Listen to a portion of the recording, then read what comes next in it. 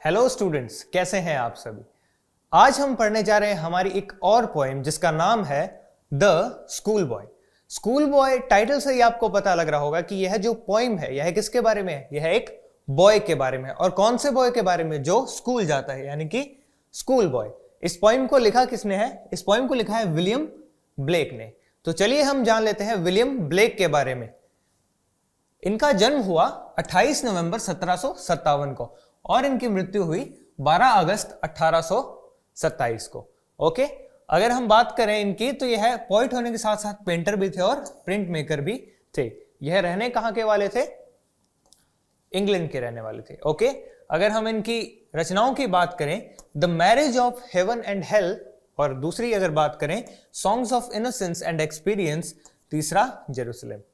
अच्छा, इनके बारे में एक खास बात यह भी है कि जब यह जिंदा थे, जब यह पोएट्रीज लिखते थे, तब यह इतने फेमस नहीं थे जितने की यह आज है। इनकी मृत्यु के बाद यह बहुत ही ज्यादा फेमस हो गए। ओके, तो यह था हमारे पोइट का इंट्रोडक्शन। अब हम चलते हैं हमारी इस पोइम के इंट्रोडक्शन पे। This poem is about a school boy. यह जो पोइम है यह एक स्कूल बॉय के बारे में है। He is unhappy because he does not like going to school. क्या बोल रहे हैं कि वह अनहैप्पी है, वह दुखी है। क्यों? क्योंकि उसे स्कूल जाना पसंद नहीं है। डज नॉट लाइक मतलब उसे पसंद नहीं है। He feels that his childhood is ruined in learning.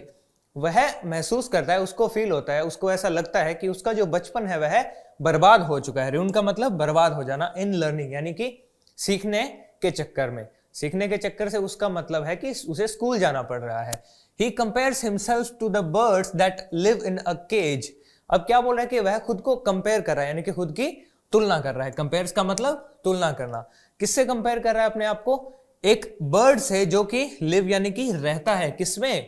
Cage में रहता है, यानी कि पिंजरे में रहता है। And a plant that withers when it blossoms. और एक प्लांट से भी खुद को कंपेयर करता है जो कि विदर हो जाता है जब इसका टाइम क्या होता है? ब्लॉसम करने का।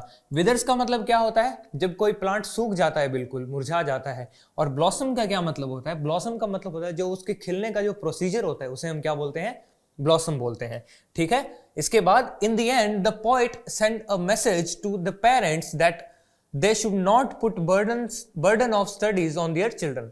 इसके बाद पोएट इस पोएम के एंड में अपने उनके सभी बच्चों के पेरेंट्स को यह संदेश देते हैं कि उन्हें स्टडीज का प्रेशर अपने बच्चों पे नहीं डालना चाहिए। देखिए, प्रेशर का मतलब क्या है कि हमेशा ये कहते ना कि तुम पढ़ो और भी और कोई एक्टिविटीज उन्हें ना करने देना। They should allow themselves to experience joy and let them live happily. उन्हें अलाउ करना चाहिए देमसेल्व्स, ठीक है, उन्हें अलाउ करना चाहिए। और किसे अलाउ करना चाहिए? बच्चों को अलाउ करना चाहिए। किस चीज के लिए? कि वह जॉय यानी कि खुशी का अनुभव कर सकें और हैप्पीली खुशी से रह सकें। ठीक है, तो यह था हमारी पोएम का इंट्रोडक्शन। अब हम चलते हैं हमारे स्टैंजा 1 पे। स्टैंजा 1 है, I love to rise in a summer morn when the birds sing on every tree, the distant huntsman winds his horn and the skylark sings with me, oh what sweet company। क्या बोल रहे हैं यहां? I जो है, I का मतलब क्या है? वो जो स्कूल बॉय है वह बोल रहा है कि I love to rise, मुझे उठना पसंद है, इन अ समर मॉर्निंग यानी कि समर की एक मॉर्निंग में। देखिए, मॉर्निंग का मतलब यहां क्या है? मॉर्निंग है। तो बच्चा कह रहा है कि मुझे जो गर्मियों की सुबह होती है उनमें मुझे बहुत ही पसंद है उठना, क्योंकि आप भी देखते हैं कि जब ना तो सुबह इतनी ज्यादा कोई ठंड होती है ना कोई गर्मी होती है, बहुत ही सुहावना सा मौसम होता है, तो उसे भी वहां उस वक्त उठना बहुत ही ज्यादा पसंद है। When the birds sing on every tree, और वह बोलते हैं कि सुबह सुबह ऐसा लगता है जैसे कि हर एक पेड़ पे कोई ना कोई बर्ड सिंग यानी कि गाना गा रहे हैं, यानी कि चहचहा रहे हैं। The distant huntsman winds his horn. देखिए, हंट्समैन का मतलब होता है शिकारी। तो क्या हो रहे हैं कि शिकारियों का पहले एक ट्रेडिशन हुआ करता था कि वह जब भी शिकार पर निकलते थे तो वह एक हॉर्न बजा के निकला करते थे। ठीक है, तो उसी के बारे में बात हो रही है कि मुझे ऐसा लग रहा है कि सभी बर्ड पे क्या, सभी ट्रीज पे बर्ड्स सिंग कर रहे हैं। और ऐसा लग रहा है कि डिस्टेंट का मतलब बहुत ही दूर से किसी हंट्समैन के हॉर्न बजाने की आवाज आ रही है। विंड्स का मतलब यहां क्या है? ब्लो, यानी कि हॉर्न बजाना। And the skylark sings with me, oh what sweet company. और ऐसा लगता है कि स्काईलार्क एक छोटा सा बर्ड होता है जो मेरे साथ गा रहा है, यानी कि उसे ऐसा लगता है कि जो स्काईलार्क है वह उसके साथ गा रहा है। ओ व्हाट स्वीट कंपनी, और उन सब की जो कंपनी होती है, उनका जो साथ होता है, वह उसे बहुत ही ज्यादा पसंद आ रहा है। ओके, स्टैंजा 2 देखते हैं। But to go to school in a summer morn, oh, it drives all the joy away. Under a cruel eye outworn, the little ones spend the day in sighing and dismay. क्या बोल रहे हैं?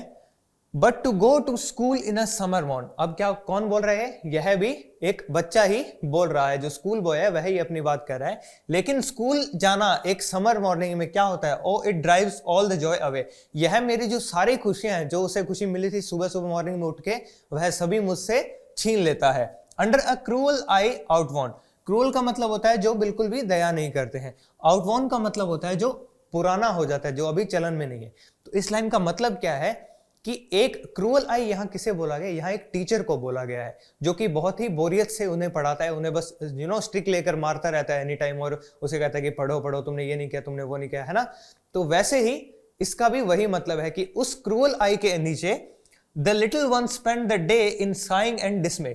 क्या बोल रहे हैं कि उस क्रूअल आई के नीचे जो छोटे छोटे बच्चे सभी हैं, वह अपना जो दिन है, spend the day in saying and डिसमे। डिसमे का मतलब क्या होता है? दुख।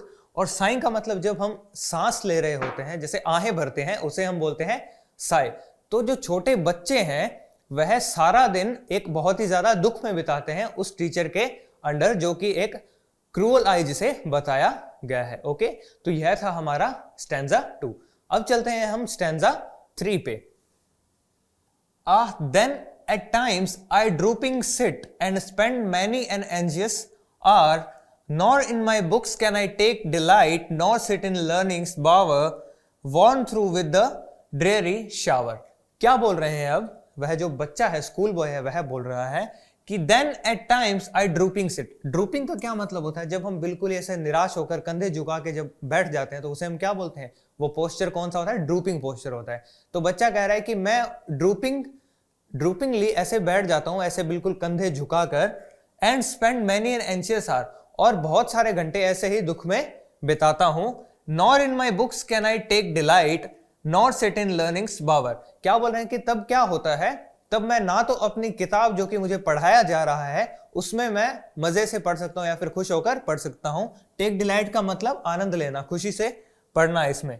नॉर सिट इन लर्निंग्स बावर। देखिए बावर क्या होता है? एक कमरा कह सकते हैं हम, जहां से वह चारों तरफ से बंद हो। और बावर का एक और भी मतलब होता है, जो ट्रीज की शेड होती है, पेड़ की छांव होती है, उसे भी हम बावर बोल सकते हैं। तो यहां क्या मतलब है? यहां स्कूल से मतलब है उसका, कि वह बावर के लिए स्कूल को यूज कर रहा है। तो क्या बोल रहे हैं कि नॉट सिट इन लर्निंग्स बावर, यानी कि मैं सीखने वाले बावर में, यानी कि स्कूल में ना ही तो मैं बैठ सकता हूं और ना ही अपने आनंद से पढ़ाई कर सकता हूं। Worn through with the dreary shower. Worn through का मतलब है कि मैं बहुत ही ज्यादा परेशान हो जाता हूं। किससे? ड्रेरी शावर से। ड्रेरी शावर का यहाँ क्या मतलब है? शावर का मतलब क्या होता है? कोई चीजें बूंदे गिर रही है तो उसे हम शावर बोलते हैं ना। और ड्रेरी का मतलब है बहुत ही बोरिंग। ठीक है, तो इस लाइन का पूरी का मतलब क्या है कि वो जो शावर मुझ पे वर्ड्स का हो रहा होता है, जो कि टीचर अपने जो शब्द है वह मुझे बोल रहा होता है लगातार, तो उसे यहां बोला गया है शावर बोला गया है।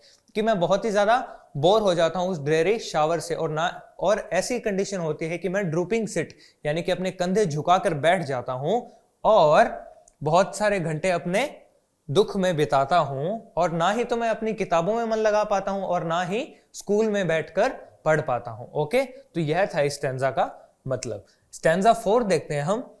How can the bird that is born for joy sit in a cage and sing? How can a child when fears annoy but droop his tender wing and forget his youthful spring? क्या बोल रहे हैं? How can the bird that is born to joy sit in a cage and sing? कि वह जो bird है वह कैसे रह सकता है किसी केज में, जो कि गाने के लिए या फिर फ्रीली उड़ने के लिए पैदा हुआ है। ठीक है, आप समझ रहे हैं? यानी कि वह अपना कंपैरिजन किससे कर रहा है? एक बर्ड से कर रहा है जो कि एक केज में बंद है। How can a child when fears annoy but droops his tender wing and forget his youthful spring. और एक चाइल्ड अपने यूथफुल स्प्रिंग का मतलब है कि अपने हंसी खुशी के दिनों में जब वह ड्रूपिंगली बैठ जाएगा। ड्रूपिंगली बैठ जाएगा क्या मतलब है? कि बहुत ही ज्यादा निराश होकर बैठ जाएगा, तो उसका विकास कैसे होगा। ठीक है, स्टैंजा 5 देखते हैं। O father and mother, if birds are nipped and blossoms blown away, and if the tender plants are stripped of their joy in the springing day, by sorrow and cares dismayed, how shall the summer arise in joy, or the summer fruits appear? देखिए इसका क्या मतलब है, हम line to line समझने की कोशिश करते हैं। O father and mother, if birds are nipped and blossoms blown away, वह माता पिता को संदेश देते हुए कहते हैं कि ओ फादर एंड मदर, माता पिता, इफ बर्ड्स आर निब्ड, बर्ड्स का मतलब क्या होता है, जो फूल जो स्टार्टिंग में खिलने ही वाले होते हैं, जब वो छोटे छोटे, जिसे हम कली बोलते हैं, तो कली जो होती है वह बर्ड्स होती है। बर्ड्स आर निब्ड यानी कि जो बर्ड्स को ही तोड़ लिया जाए, एंड ब्लॉसम्स ब्लॉन अवे, तब क्या होगा, ब्लॉसम जो है वह ब्लॉन अवे हो जाएगा। ब्लॉन अवे का मतलब चला जाएगा, और ब्लॉसम का क्या मतलब होता है, फूल के खिलने का प्रोसीजर। यानी कि यहां बच्चा बोल रहा है, सॉरी यहां पोएट बोल रहे हैं माता पिता को कि अगर एक कली को पहले ही उखाड़ दिया जाए तो वह फूल कैसे बनेगी। यानी कि वह कह रहे हैं कि अगर बच्चे के पहले ही बच्चे पर इतना ज्यादा प्रेशर डाल दिया जाए तो उसका विकास कैसे होगा।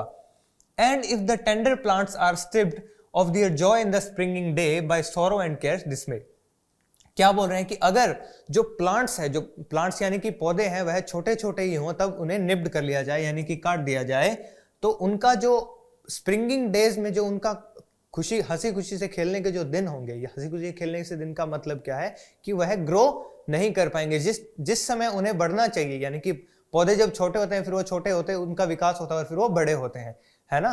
तो वैसे ही कि उनको अगर पहले ही काट दिया जाए तो वह कैसे बड़े होंगे।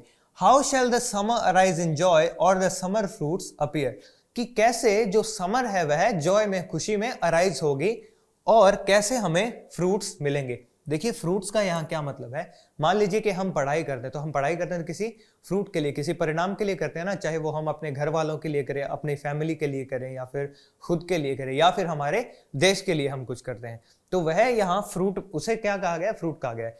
कि अगर मान लीजिए कि ऐसा ये सब कुछ होता हो, हमारा पढ़ाई में मन भी ना लगता हो, टीचर्स बहुत ही ज्यादा स्ट्रिक्टली हमें ट्रीट करते हो, तो कैसा होगा। अगर माँ बाप उन्हें ऐसे सारा दिन कहें कि पढ़ो पढ़ो, तो क्या होगा, उनका विकास हैम्पर हो जाएगा, और जो फ्रूट्स हैं यानी कि जो परिणाम है वह बुरे ही आएंगे। वह खुशी खुशी कुछ भी अच्छा, सॉरी वह दुख में कुछ भी अच्छा नहीं कर पाएगा। ओके, तो यह थी हमारी पोइम। अब हम चलते हैं इस चैप्टर की, इस पोइम की वोकैबुलरी पे, ठीक है।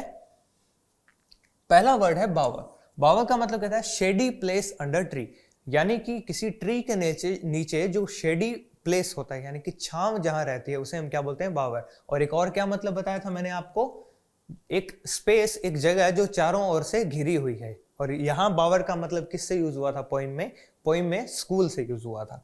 ड्रूपिंग का मतलब क्या होता है, sad and bent from fatigue, बहुत ही ज्यादा दुखी होना और एकदम थक हार कर झुककर बैठ जाना।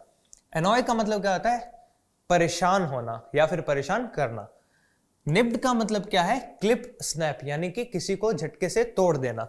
स्ट्रिप्ड का मतलब कहता है पील्ड ऑफ, यानी कि किसी चीज को जब हम छील देते हैं तो उसे हम क्या बोलते हैं, पील्ड ऑफ, सॉरी स्ट्रिप्ड बोलते हैं। ओके, और पील्ड ऑफ भी, किसी चीज को जब हम छील देते हैं उसके लिए पील्ड ऑफ भी यूज होता है। ओके, तो यह थी हमारी पोइम द स्कूल बॉय।